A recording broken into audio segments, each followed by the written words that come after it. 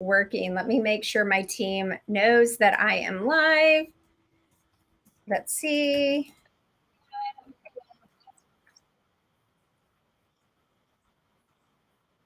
All right, let's see. Let's see if I got it, guys. I'm going to get rid of this one. Let's hope I stay live. Okay. Let's see. Ashley said it's not working. Oh no. I hope it works. Ashley, keep me posted. Let's see. All right, Allison, where are you seeing me? Text me and tell me. Is it on Instagram? It should be in Birth Queens. It should be in the Fearless Birth group. It should be everywhere. Everywhere. So last night, okay, so she sees Instagram, Facebook. I'm good. Can you pin it to the top for me? Oh, the joys, you guys. Golly, Fearless Birth Week is insane around here. Okay, I cannot see your chats unless you're in the Facebook group, I think. So, hi, Diane. Hello, Ashley. Hello, hello. Okay, so Allison, you need to give permission to restream so I can see your face, your name, because I don't see it. Anyway, I'm super excited. So I ended up, hi, Sydney. How are you? So I ended up sick last night, you guys. And woo, I was not doing good. So just so y'all know, hold on. What am I doing here? Okay. All right. So hi, Lene. So my doulas, all three doulas, my two birth doulas and my postpartum doula in training is on with us. So hopefully this does good. So for my Instagram mamas, I just want to let y'all know that Instagram is not my friend. Thank you, Allison. I am hooking everything up. I'm so far behind. One of my sons, so you guys know I have 7 kids. One of my sons called me right at 1:00. So of course I had to answer because it's my baby. So doesn't matter how old your babies get, they're still your babies.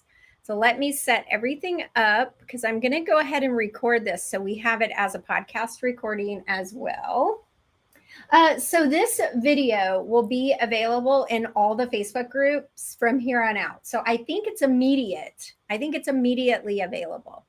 Let me get a new, let me open one and so I can record this because who knows what I'm doing.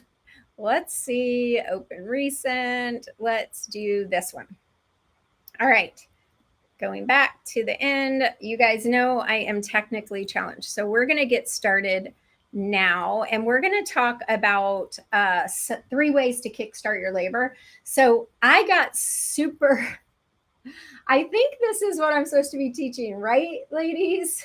Someone help a girl out because I'm pooped. It's day 3 of Fearless Birth Experience and I hope you guys are like loving it. So, we're going to be talking about 3 ways to kickstart labor, even if it's not what was planned, because I got sick last night with a migraine from these lights in here, and I ended up not doing so great last night. So, we're going to go ahead and talk about the 3 ways that I recommend. However, we're going to go backwards a little. So, are you guys ready? Everybody ready? I hope it's on. Let me keep my phone on so if there's a problem. Okay, so we're going to go backwards and we're going to start talking about 3 ways to kickstart labor. However, I want to go backwards to the beginning of your 3rd trimester. So when we're talking about your 3rd trimester, we're going to talk about some ways that you can get your body prepared for labor, but these are not induction methods. Then we're going to get to the end of your pregnancy, and I'm going to give you some powerful tips that we give our students, and we help our virtual access mamas. We have an option you can upgrade for virtual doula services or virtual access. And we have a plan that we do with our mamas starting around 38 weeks. So we're going to talk briefly about some of that because I'm not your nurse. So I want to make sure we have a medical disclaimer. And I don't know what's going on with you. With our labor bat signal mamas, we can actually find out their health history, their OB history, and what is actually currently going on with them right then and there. So let's go to the beginning of your third trimester. So the beginning of your third trimester, you can start doing some specific things to kickstart your body. So everyone that follows me knows that I am so obsessed with mental preparation. And so if you're not preparing mentally, you should be. And you should be doing that from the day that you get your positive sign on your pregnancy test because it's so stinking important. What you tell yourself matters. And we talked a lot about that last night in class. In day 3 of Fearless Birth Experience, we're talking about the pain of labor. And I'm going to literally rock your socks tonight because this is my most passionate topic. I am obsessed with this magical process of flipping what you think about the pain of labor. So we're going to be talking about that tonight at 6 p.m. So if you haven't registered for Fearless Birth Experience yet, you need to do so. And you can do so by going to any post, any reel, and replying to a story with the word fearless or fearless birth, either one. And you can sign up. If you're watching on YouTube or somewhere else, you can go to labornursemama.com/fearless and sign up.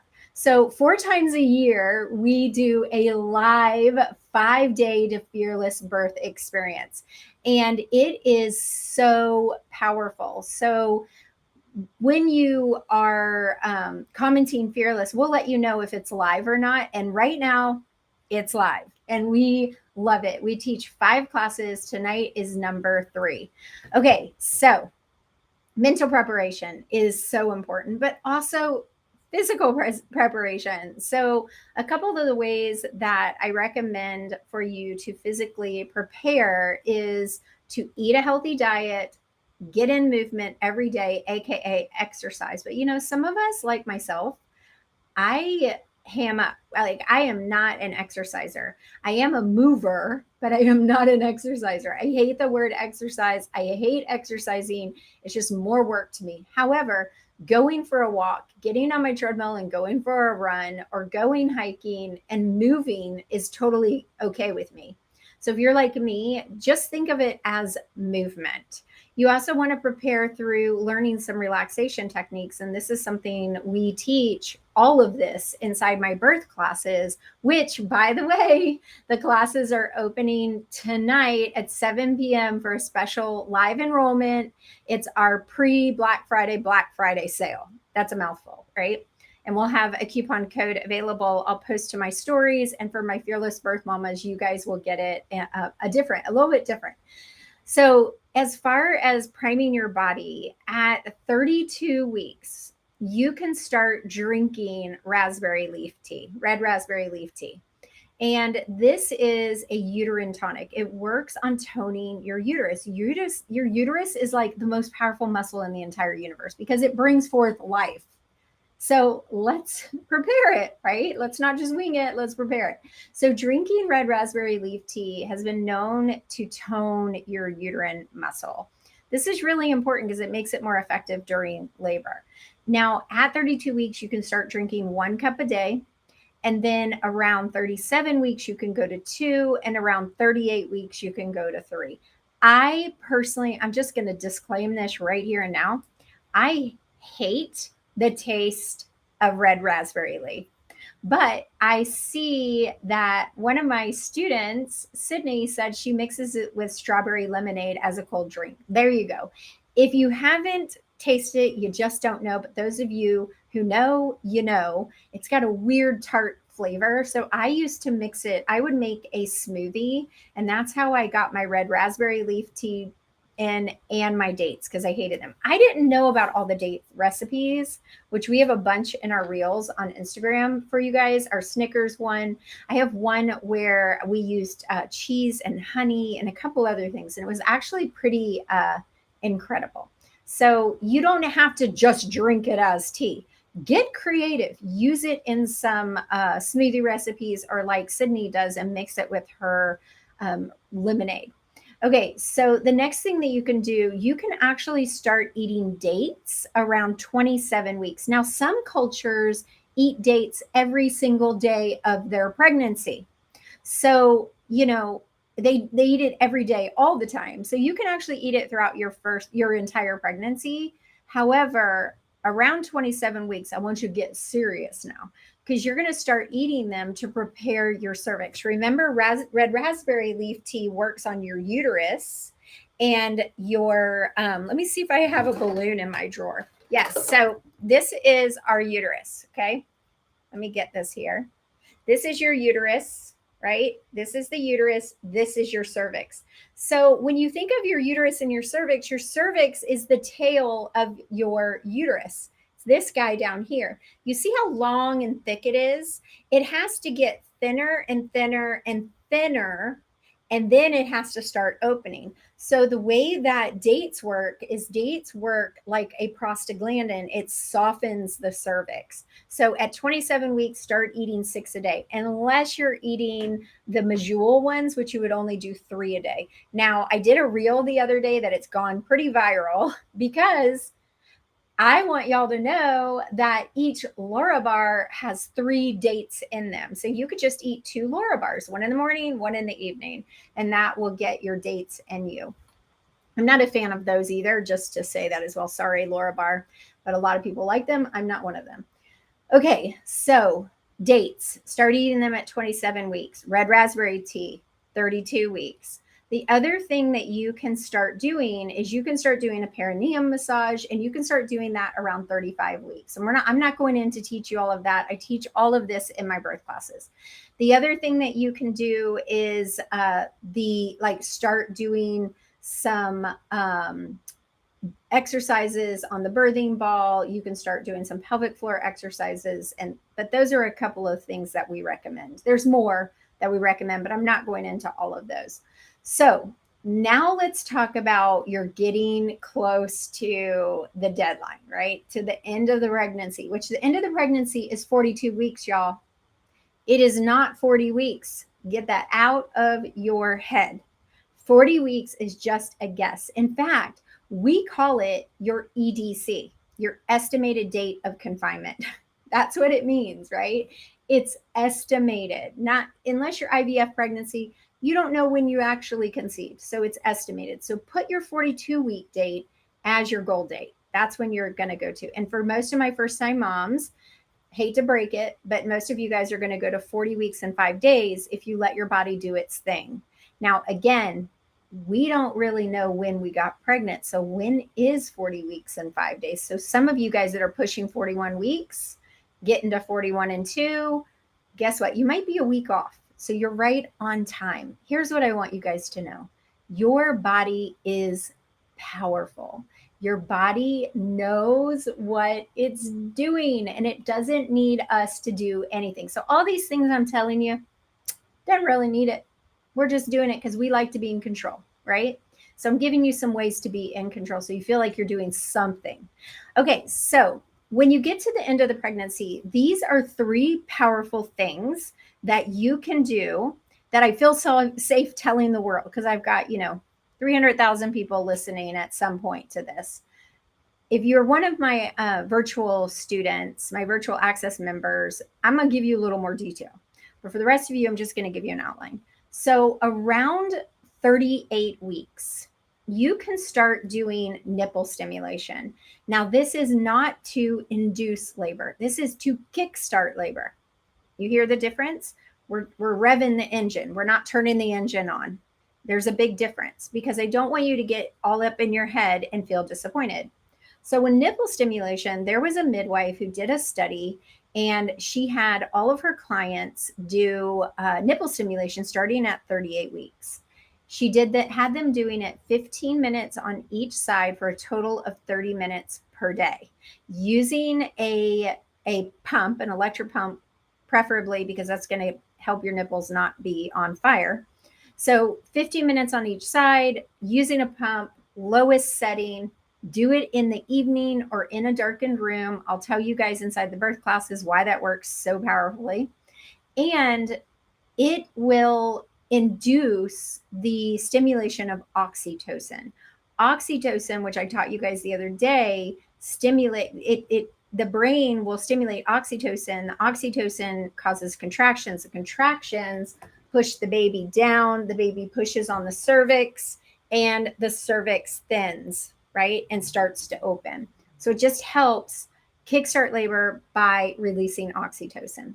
The other thing that I want you to start doing, and you can talk to your provider, but you can start doing this around 37 weeks, is the MILES circuit. This is a 3-part movement plan that is very proven to help get labor started. Again, it works by getting the baby down into the pelvis, and the baby is going to be in the right position. It's very effective. So it's labor starting exercises, okay? But it's not going to actually, again, it's going to kickstart your labor, not start your labor. The other thing that you can do is membrane sweeps. Membrane sweeps we recommend after 40 weeks. And the reason we tell you guys that is they're not really effective much beforehand. And here's the other thing that I don't think a lot of people tell you. But the truth of the matter is most people need up to 3 membrane sweeps. So what we recommend you do is after 40 weeks, schedule one every 2 to 3 days and do a total of 3. And it usually will work if your body's ready. Now, again, if you're way off on your dates, it might not work, but usually does. So a membrane sweep, the way that it works is that your provider will take 2 fingers, go into your vagina, up to your cervix, and it has to be open. That's a key word. So that's another reason why to wait till 40 weeks. They will sweep inside, separating the amniotic sac, the amniotic membranes from the cervix, which triggers the brain again. Hey, it's time to get things started. Now, after a membrane sweep, and I have a full blog article on all of these things that I'm talking about, each one of them. And so maybe Hannah, if you're listening, you can post the membrane sweep, the nipple stimulation, the third try press preparation, and we're going to talk about the midwives brew. If you guys can post those to all the different places, the links to those blog posts, that'd be awesome. Okay, so membrane sweep is pretty effective, but afterwards you might see some bleeding and you might have some cramping. That's good. Encourage it. Say thank you to your body. Say thank you for being so powerful and doing what you're supposed to do. Don't get stressed. Okay. The last thing I'm going to say is one that causes a bit of controversy, but we love the midwives brew. Now, again, I'm not your nurse. I'm not your virtual doula. So I don't know your specifics. So you can take this with a grain of salt, talk to your provider and find out, your specifics. Now, if you're one of my students or you've upgraded to the virtual access, we can talk in more detail and how to make this work more effectively. But the midwives brew is a concoction, a labor induction drink that you want to use after you've done the other things that I was telling you. And we have a specific method in which why we tell our girls when to do it. So it is a really powerful brew. And I have a full blog post on this as well. And it works because of the main ingredient, which is castor oil. And castor oil has a bad rap, y'all. But that's okay because there's been no studies that actually show that the things that a lot of nurses and doctors will say about it are true. So a lot of people say things they don't really know. So what I teach my girls to do is if someone spouts off how this is bad for you and that does this and it might cause the baby to do that, say, oh, well, that's super interesting. Can you print that study or tell me where you found that information? 9 times out of 10, they're going to shut up because they don't know where they got the information. They heard it from the person that heard it from the person that heard it from the person who's got it wrong. That's how that goes. Now, again, you do want to be safe. So if you're high risk, if you have something going on with your baby, what have you, then let's skip it until you talk to your provider. And then you make the best informed decision for yourself. So those are some ways that you can start prepping your body. And those are some ways that you can start kickstarting labor and take control of your birthing experience, because that's the main thing. Don't just sit back and there's things you can do. There's things you can do to participate in this process. Again, your body's pretty powerful. You guys know I tell you, you are birth queens, but these are some ways that you can take control and an active part of this third trimester that can seem to go really, really slow. So it's really nice to have some things to do as well.